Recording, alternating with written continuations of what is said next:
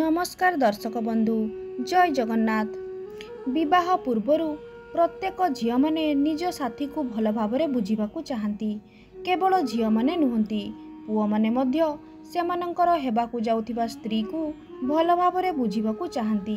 हेले दाम्पत्य जीवन पाई जीवन साथी जेतिकी जत्नवान हेबा कथा एवं भावुक हेबा कथा सेतिकी मध्य गुरुत्वपूर्ण जे जीवन साथी पाखरे केते धन संपत्ति अछि। वास्तव में विवाह जीवन में दाम्पत्यों प्रेम एवं धन संपत्ति दुईटी अत्यंत गुरुत्वपूर्ण। एमितिरे बहुत झील मानकर चिंताधारा थाए जे सेमानंकु बहुत धनी स्वामी मिलू। झील मानकर एही चिंताधारा आदौ खराब नुहे, किंतु सबु झील मानकर स्वप्न सत होई पारे नाही। किंतु पांचटी राशिर झील माने एही क्षेत्र में बहुत भाग्यवान अटंती। कुहाजाए जे एही पांचटी राशिर झील मानंकु सर्वदा धनी स्वामी मिलिथाए, जेउथिपाई सेमाने निज जीवन को बहुत खुशी एवं आराम रे बिताई थांती। सेमानंकु सासु घरे बहुत मान सम्मान मिलिथाए एवं सेमाने निज इच्छा रे तांको जीवन जियंती। तेबे आसंतु जानिबा सेही पांचटी राशिर झील मानंक विषय रे। आगको बढ़िबा पूर्वरु आपण माने जदि आम चैनल नूतन दर्शक होइथांती तेबे आम चैनल को निश्चित सब्सक्राइब कर दियंतु एवं पाखरे थिबा बेल आइकन को क्लिक कर दियंतु। प्रथम भाग्यशाली राशिटी हेउची मेष राशि। ज्योतिष शास्त्र अनुଯାयी मेष राशिर झील माने जीवन साथी क्षेत्र में बहुत भाग्यवान होइथांती। सेमाने जेउ घर को बहु होई जाइथांती से घरे सेमाने बहुत आरामदायक जीवन यापन करिथांती। वास्तव में सेमानंकर स्वामी माने बहुत धनी होइथांती, सेथिपाई सेमाने बहुत खुशी रे एवं आराम रे जीवन बितांती। कुहाजाए जे मेष राशिर झील मानंकर स्वामी बहुत धनी हेबा सहित बहुत जत्नशील एवं सच्चोट मध्य होइथांती। एही राशिर झील मानंकु सासु घरे बहुत मान सम्मान मिलिथाए। द्वितीय भाग्यशाली राशिटी हेउची मिथुन राशि। मिथुन राशिर झील मानंकु तांको निज मन पसंदर जीवन साथी मिलिथाए। तांको स्वामी सेमानंकु बहुत भल भावरे बुझिथांती एवं बहुत जत्नशील प्रकृति स्वभाव होइथांती। एही राशिर झील मानंकु तांको निज सासु घरे कौनसी प्रकारर असुविधार सम्मुखीन हेबाकु पड़ी न थाए, कारण एही राशिर झील मानंकु तांको स्वामी संपूर्ण सम्मान करिथांती।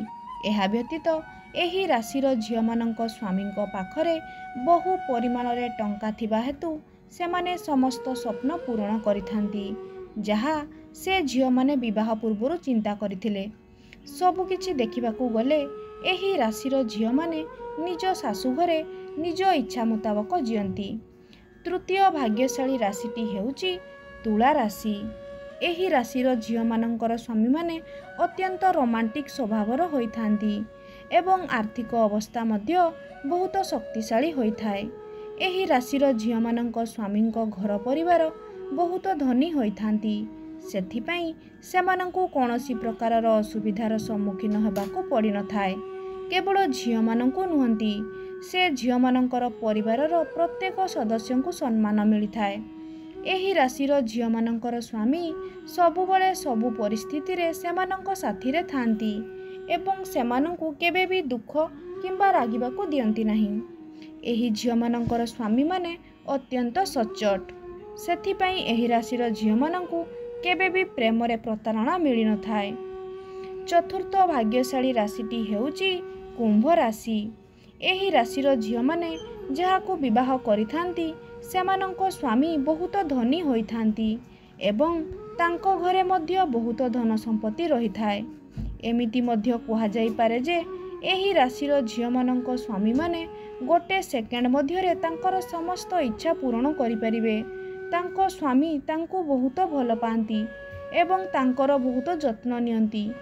कुहा जाए जे एही कुंभ राशि रे जन्म होइतिबा झील मानंकर स्वामी माने संपूर्ण निष्ठापर एवं सच्चोट अटंती। पंचम भाग्यशाली राशिटी हेउची मीन राशि। वास्तव में एही राशिर झील माने अत्यंत नखरा स्वभाव होइथांती एवं सर्वदा निज इच्छा रे जीवन बंचिबाकू पसंद करती।